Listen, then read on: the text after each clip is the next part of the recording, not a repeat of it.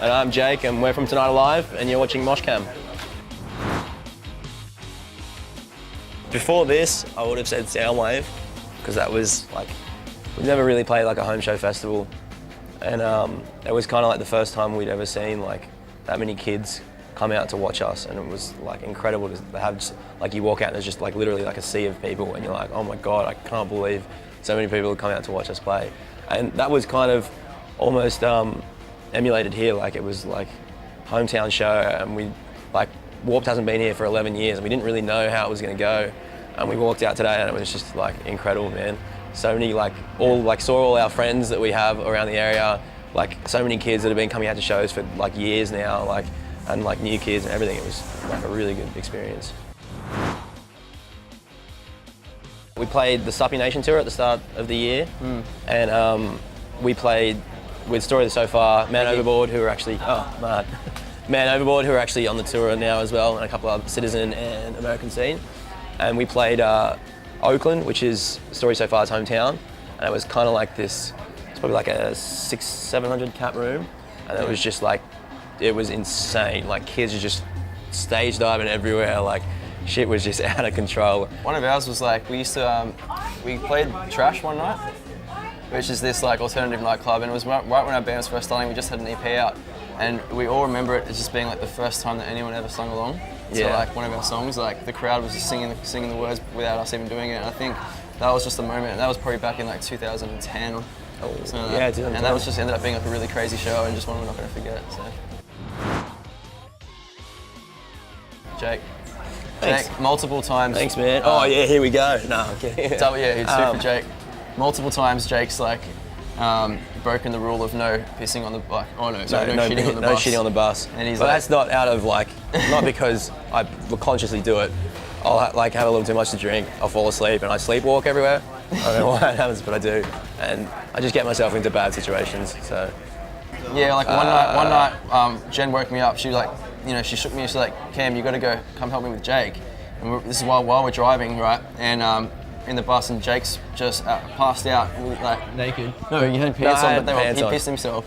And his head was just in like down the stairwell, and his legs were up the top. And we were like, is he dead? Like we had to pick you up. Yeah. And like Shaky, he just barely didn't even wake up. So that was like one of them. Sorry, Mum. Yeah. There was a night out in Texas on the Pierce the Veil tour, and one of our mates just brought a bottle of Jameson along, and I got like, I don't know, pretty much the worst one I've ever had on tour. I ended up getting run over by a car, like my foot. Yeah. So there was like this couple in a Jeep, like a Jeep Wrangler, so it was like an open roof kind of thing, and they pulled up at the lights near us. And Cam was full of drunken bravado, so he just kind of stumbles up, and he's trying to pick up the girl we were pretty sure was on a date with the guy, and so he comes up and he starts talking to him, and the light's about to go green, so he goes in to kiss the girl, and the guy drives off and runs over his foot. It was alright, like it swelled up a bit, but it wasn't broken or anything, so I was so lucky. Like that night when I went to bed, I was just like, oh please don't be broken, like I can't fuck this up, because otherwise you end up on crutches in a boot for the rest of the tour. But I was lucky. Just took a lot of painkillers. On Warped Tour 2012, we were playing soccer with Yellowcard, and Sean, the violinist, was taking it pretty seriously. He had what do you call them? Studs and everything. And Matty ended up they kind of had a tackle, but and Matty had to get a knee reconstruction. Tore his ACL and his meniscus. Yeah, so he was on crutches for the whole of Warped Tour, and like luckily it wasn't his right foot for his kick drum, because he's a drummer. Yeah. He was his left one, so the shows went on, but he had to get a knee reconstruction when we went home. So yeah, it was pretty bad. Yeah, it's pretty intense. We actually, on the tour we just did, the headline, we have a guy in the UK who comes to all our shows, and he's an older kind of guy, and he flew over from London to Atlanta, Georgia, just for the weekend, just to come to the show. And we walked out on stage and we saw him in the crowd. We were just like, what are you doing here? And it was awesome. Like we had him back on the bus for a couple of beers afterwards and talked to him. Like he's actually just like a really nice guy. Just comes to shows. But that was probably the furthest anyone's really travelled for us. One of our shows in when we were headlining in the UK, we had these two girls come up on stage during their favourite song, and they proposed to each other, and they accepted. So we had a lesbian engagement. Lesbian engagement. Yeah. It was awesome. It was really good. Yeah, it was really cool. I was in a room with Cam, and I'm sorry, Mum. We had way too much to drink. It was the last show on the Kerrang tour. We're playing Brixton, and there's a bar at the back. Ended up just getting absolutely hammered drunk, and we went back, and I kind of blacked out, and I just woke up. I was in real undies, like Reg Grundy undies, and just locked outside of my hotel room, and I didn't know which hotel room was mine because I'd obviously walked out of the room, and then I didn't know who it was, so I was just locked out, just smashing on doors trying to find the right one. Didn't end well. Let's just say that.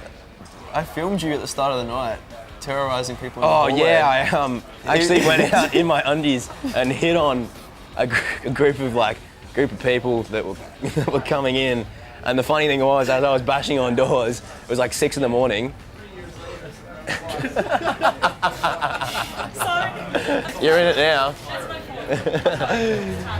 It was like 6 in the morning, and that same group of people came back and were like, "Are you okay?" And I was just like smacking on doors trying to find the right one.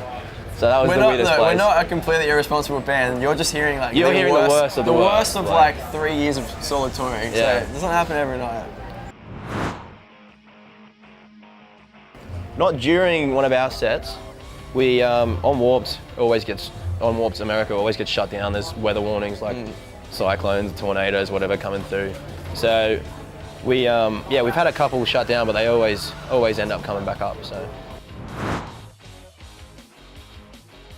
No, I think we've actually been pretty solid with that. We're usually pretty good with the law.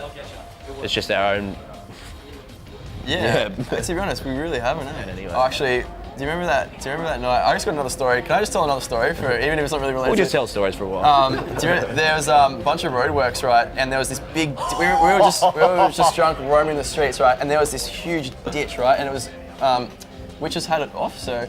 And so basically all the cars would just dodge it, but then we made the witches' hats kind of guide people into the ditch. It was like one lane across. And then it was like 3 o'clock in the morning, so no cars were coming, and we just waited for one to come, and it just followed the witches' hats straight into the ditch and got stuck.